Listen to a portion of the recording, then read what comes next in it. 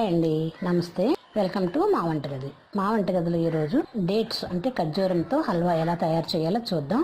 ఖర్జూరం హెల్త్కి చాలా మంచిది కూడా, పిల్లలు కూడా ఇష్టంగా తింటారు. దీన్ని ఎలా ప్రిపేర్ చేయాలి?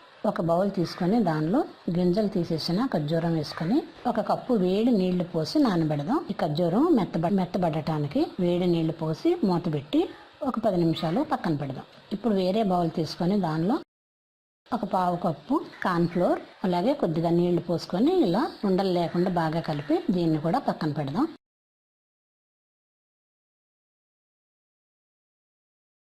ఇప్పుడు మిక్సీ జార్ తీసుకొని మనం ముందుగా నానబెట్టిన ఈ ఖర్జూరాన్ని అంటే డేట్స్ మిక్సీలో వేసుకొని పేస్ట్లా చేసుకుందాం.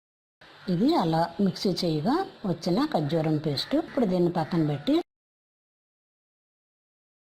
స్టవ్ పై పాన్ పెట్టుకుందాం. దానిలో ఒక టేబుల్ స్పూన్ నెయ్యి వేడి చేసుకొని ముక్కలుగా కట్ చేసిన జీడి పలుకులు వేసి వేయించుకుందాం. ఇప్పుడు వీటిని ఒక బౌల్లో తీసుకొని ఇదే పాన్లో మనం ముందుగా పేస్ట్లా చేసుకున్న ఖర్జూరం పేస్ట్ కూడా వేసి నెయ్యి కూడా వేసి బాగా కలుపుకుందాం. ఇది చాలా గట్టిపడేంత వరకు చిన్న మంట మీద ఇలా కలుపుతూ ఉందాం.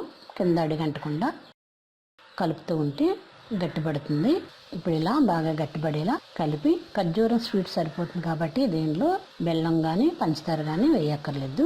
అలాగే పావు కప్పు నీళ్ళలో మిగిలిన నెయ్యి కూడా వేసి బాగా కలుపుకుందాం.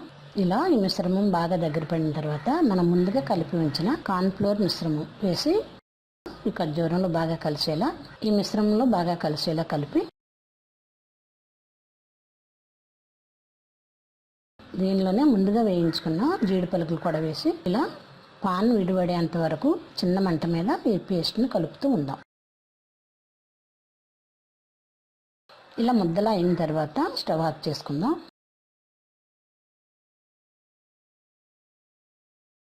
ఇప్పుడు ఒక ప్లేట్కి నెయ్యి రాసుకొని మనం ముందుగా ప్రిపేర్ చేసుకున్న ఈ ఖర్జూరం హల్వాని ఈ ప్లేట్లో వేసి సమంగా పరిచి చల్లార్చుకుందాం. ఇలా బాగా చల్లారిన తర్వాత మీకు నచ్చిన సైజులో ముక్కలుగా కట్ చేసుకోండి. నేనైతే ఇలా పొడవుగా చిన్న ముక్కల్లా కట్ చేశాను.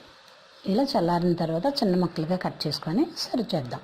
మా వంటగదిలో ఎంతో రుచిగాను ఎంతో హెల్త్ పరమైన ఖర్జూరం హల్వా రెడీ. మరిన్ని వంటల కోసం మా వంటగదిని సబ్స్క్రైబ్ కాగలరు. ధన్యవాదాలు.